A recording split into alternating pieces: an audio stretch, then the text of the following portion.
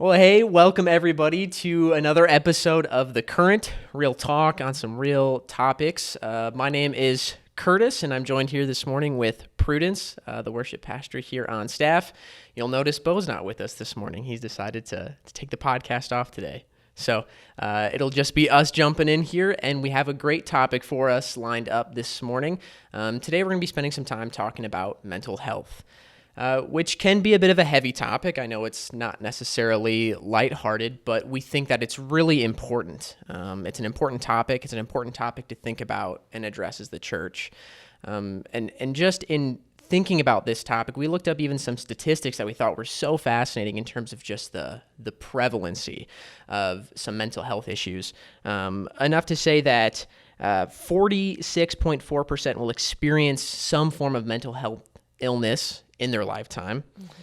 And also knowing things like suicide is the second leading cause of death amidst a young age group, ages 15 to 34. And when you hear stats like this, I don't know about you, but it makes me think, wow, this is much more prevalent than I had thought. Yeah, absolutely. I mean, for us right now, the two of us, the number two leading cause, like there's something else, and then suicide is probably what we would die from. And half of the people we know at some point are going to experience mental illness in some way, shape, or form. And, you know, the ramifications of that, you know, if one person is experiencing mental illness, the impact that has on their friends, their family, their entire community. So it's something we need to be talking about as a community. Absolutely. If we can say that these numbers are a cross-section of what we can expect as the church to experience, that means half of our people are combating this. Half of the people who walk in or sitting in the seats and filling them on Sundays are wrestling with this. And for us to not address it and to think well about it and communicate to this is just, you know, maybe negligent, you know? Absolutely. Yeah. And so we want to do our due diligence and we want to address these things, have good conversation about these things. This should be a space where we can have those kind of conversations. And I thought it would be good just to break this down and look at mental health in a few different sectors, ask ourselves a few different questions. And I want to start with maybe just the question of mental health and the church as a whole. How has the church responded to mental health issues, whether it be good or bad? What could we look to improve? Maybe what's been some of your experience with that in terms of...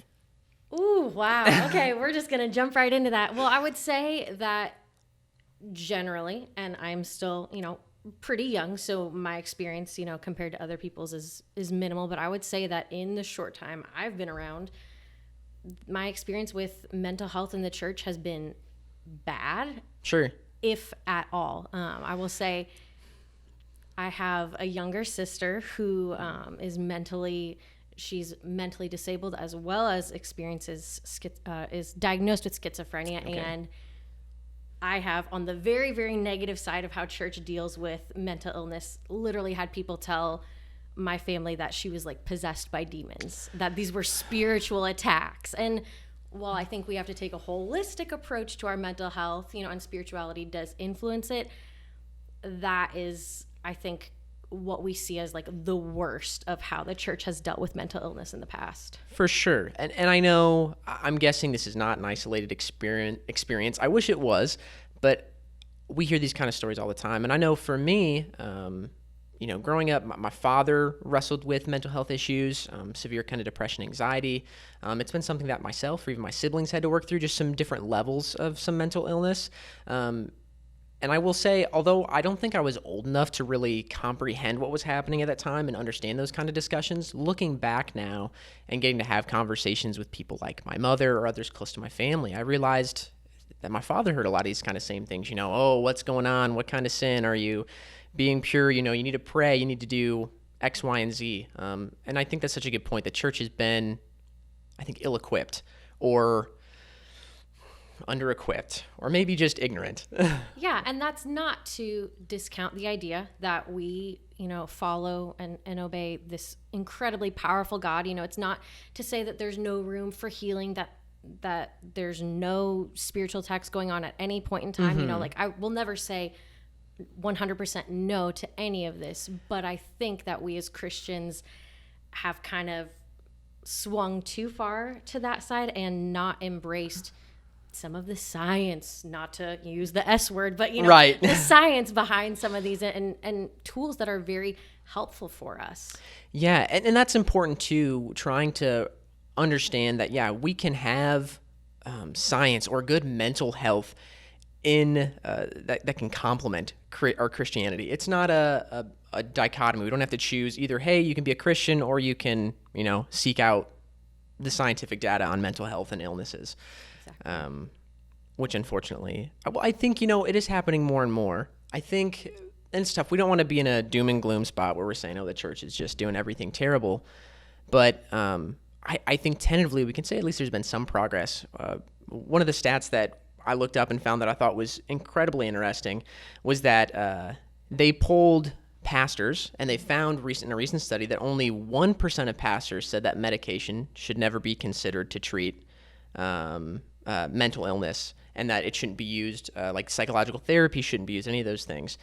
But more than 2/3, 71% of pastors reported by saying that they should use medicine and psychology in conjunction with spiritual disciplines. And I think that's good. We're moving in that direction of holistic approach, like you said. We don't have to say either or. We can be good Christians. We can pray. We can take it seriously spiritually. But you can have a therapist too and love Jesus. Yeah, absolutely. And I will say that I think, especially with younger generations, that's the word, we're seeing a shift, I think in a positive direction. I actually went to, I think it was 2 years ago, this conference for worship pastors. And one of the things that they provided was they had counselors on site, and they said, wow, we have enough time slots for every single person at this conference to go see a counselor because we just think it's that important. And so I think that these things are starting to be talked about, and I really hope that this conversation here can help, bring some of that even more into the open for people. Yeah,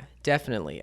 We're not where we need to be. I'm hoping that we're moving towards that at least. And I think even in looking at some of this data, being, happy that more and more pastors are seeing the legitimacy of genuine medical care for these things. What I noticed, though, with some of the big gap was while more and more pastors were saying, yes, medication and this is legitimate, we need to be thinking about mental health, there was a big gap. It was over 50% of them said that they didn't regularly ever address mental health or the topic from the stage or in small group settings. And so I think this is a big place that the church can kind of step up. There's a disconnect. We know it's an issue. We're saying, hey, we should have legitimate health, but we're not talking to our people about it. Yeah, and it's a place where I think we have to lead out, and that takes some measure of vulnerability. I'm very vocal about the fact that I have been diagnosed with depression, and I see a therapist every 2 weeks. And, I think it's great for people who have mental illness or who don't. I think everyone should have a therapist, in some way, shape, or form. And I think that it's important for us as pastors to be recognizing our own mental illness, the areas where we're struggling, and to be advocates for pushing people towards, these proven methods of therapy and things we can use, these tools and these people, these resources that we have to kind of help us get to a healthier place. Yeah, I think that's so good. Maybe this is a good place to then transition and say, yeah, maybe not just, okay, the church and mental health, but maybe the individual Christian, the people who are walking in and sitting in the seats on Sundays, the person that's a Christian says, wow, I'm really struggling with mental health. What can we maybe say or speak to them? How can we help them navigate the space of wrestling with mental health issues and trying to be a faithful Christian? Easy, you can handle that in 2 seconds. I think that's a great question for you to handle, Curtis, and then I'll jump back on. Yeah, well, obviously, I don't know. I don't have the answer, but I think there's a few things that we need to do, and the first step is what we talked about as a whole church. I think is just recognizing the legitimacy of mental health. I think there are too many Christians who, are in this space of there's something wrong with me. I'm bad. I'm a bad Christian. Maybe I shouldn't say that I'm struggling, or maybe they're afraid. They feel like they will be dismissed or be told, maybe you need to pray more. And I think helping Christians to hear and see, no, there's a legitimacy to your struggle. It should be heard. It should be dealt with. That's really important. I think too many Christians kind of push it off and try to say, oh, it's fine. I'll be okay. I don't need to deal with it, without saying, no, this is serious and you can treat it as such. You're allowed to. Yeah, absolutely. You don't have to dismiss it and just say, okay, Jesus, take the wheel. If nothing else, I want the people who are watching this and who are hearing this today to hear us affirm the fact that it's okay to be dealing with mental illness, like that doesn't mean that you are less than. It doesn't Right. make you less valuable to God. And it is absolutely okay to get help. Like, call us, email us, Yeah. Facebook DM us. We get lots of those, right? And we can point you toward some resources. I do think a lot of people, when they're dealing with these issues, come to their pastors first. And that's great. We love you. We care for you. We want to help you. And I do think that we can be a good starting point, especially because, if you feel like you can trust us and be vulnerable and trust us to have beliefs that align with yours. But you and Beau and I do not have degrees in counseling. We are not therapists. We are not psychologists. And so while we can do what we can, we can only offer so much. And so I think all of us probably as a staff would always encourage people, if they have these issues, to talk to a professional about it, right? Absolutely. And I think this comes along with, you talked at the beginning about a holistic care approach. And this is something that when I have sat down with individuals who are wrestling with some sort of mental struggle, or even it be, a chronic anxiety or something like that, trying to help them say, yeah, we want to take a holistic approach. And we are one piece of that puzzle. But we don't replace like good professional medical care, because we're not licensed therapists. We're not mental health professionals. We're pastors. We can offer spiritual care. We can say this is supplemental. We'll walk alongside you in this. We'll, do your spiritual health checkups. We'll make sure that's all looking good. But yeah, the wrestling with mental health doesn't stop and start with a visit from a pastor, as much as we'd like it to. You can't just slap a prayer band-aid on it, unfortunately. Yeah, and I wish that were so. And I do think that for myself, and I think they go hand in hand. I think that when I am more depressed, my spirituality, I feel further and more distant.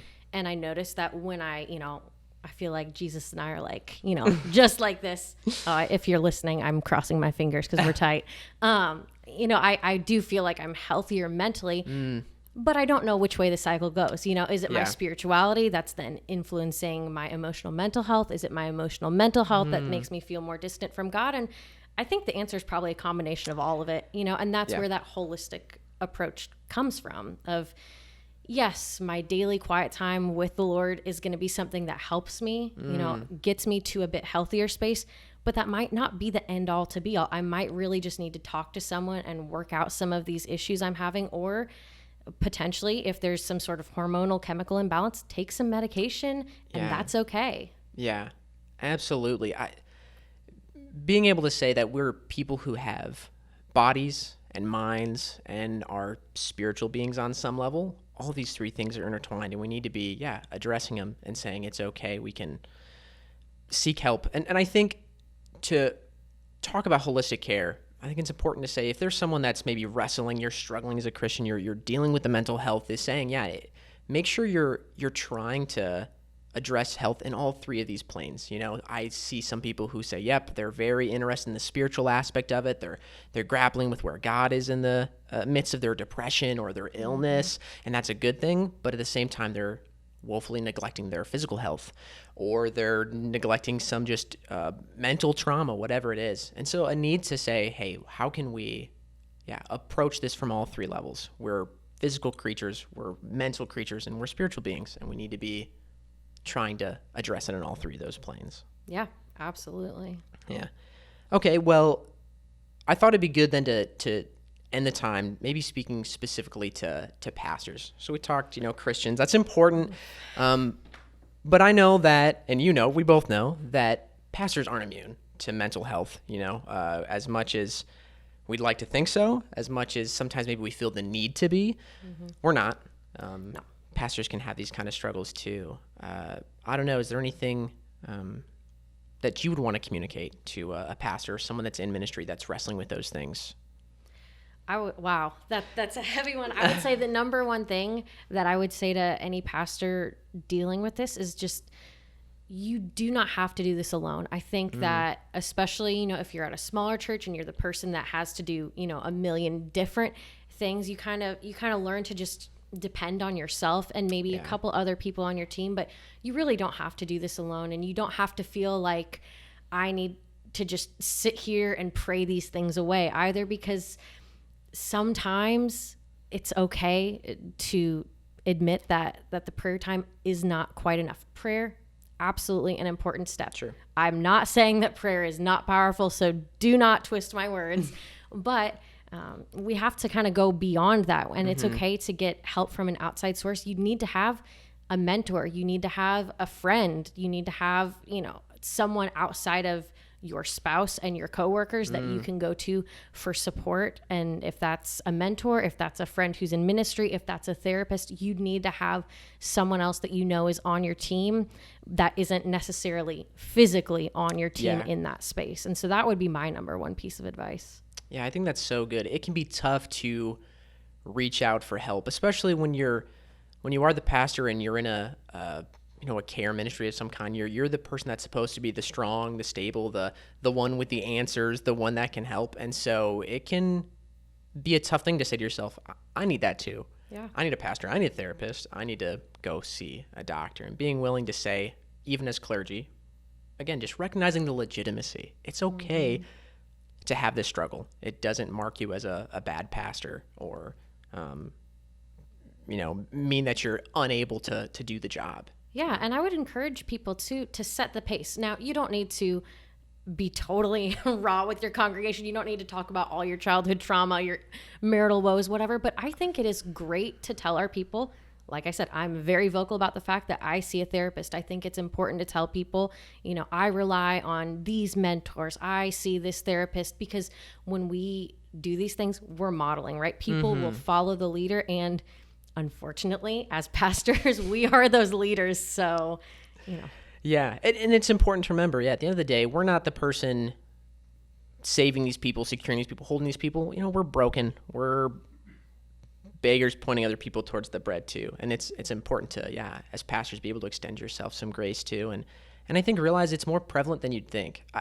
At least, we were doing some statistics, clearly, looking up some things. And one that blew me away was 23% of pastors that were polled had indicated that they had dealt with mental illness to some capacity as an individual. That's not a small amount. That's a large amount of people. And I'm sure a lot of those pastors feel like, I can't be open. I can't talk. But you're not alone. You're not the only one. It's more common than you might think. Yeah. Important to reach out. Yeah. Well, heavy topic, lots to talk about, but really important. Very. Really important. Yeah. I guess I know an important part for us is not just having a conversation, but also wanting to offer some practical resources to let people find some legitimate help. And so, of course, in addition to reaching out for some local counseling, some local help, one of the things we want to do today is include just a couple links in the show notes to some good resources, maybe some good books or websites that people can utilize if they're wanting to start this journey of saying, okay, maybe I do need to get some help. Yeah. So definitely utilize those. And as we're wrapping up, I would just ask one last piece of advice you would give to people in general, anyone, about this topic, or one great, nugget of experience that you've had. One great nugget. Okay. One great nugget. All right. Not on the spot at all here. Yeah. Okay. Here is what I would say. We have said this as a church quite a bit. It's in the language of our church. It's okay to not be okay. It's not okay necessarily to stay there. We want to be taking action steps to becoming healthy. But I know for so many people, whether it's pastors, whether it's average people, they feel broken. They feel like they're wrong. But it's okay to not be okay. You're sick. You need help. Show yourself some grace. Maybe take a nap. Go eat a little food. All right? All these things can be really good. It's okay to not be okay. That's so good. That's perfect. That's a perfect spot to leave it on, I think. Awesome. Well, this is where we'll end it. We'll be back next week, of course, with another great topic to talk about. In the meantime, we'd love to hear your thoughts, too. Be sure to engage with us. You can catch us on YouTube, but also be subscribed to Apple Podcasts. And I believe we're in the works of getting this added to Spotify. Fingers crossed. Exactly. So be on the lookout for that. Hopefully it'll be arriving soon, too. But thanks so much for being a part of the conversation. I have a blast doing this every week, and I look forward to being able to talk with you again soon.